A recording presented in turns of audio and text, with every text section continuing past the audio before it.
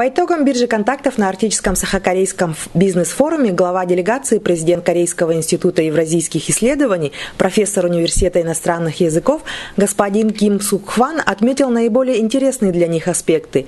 Это сфера культуры, туристический обмен, освоение природных ресурсов и трудности в транспортной инфраструктуре.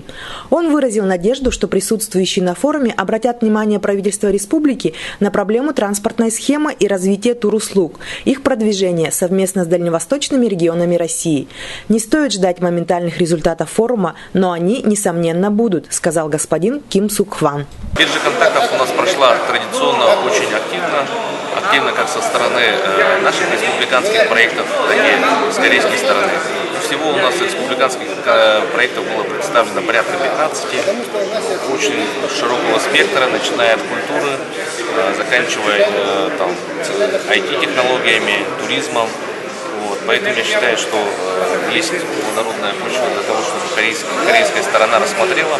Вот сейчас буквально в данное время проходит общение в формате B2B. Очень активно общаются коллеги, что не может никак не радовать.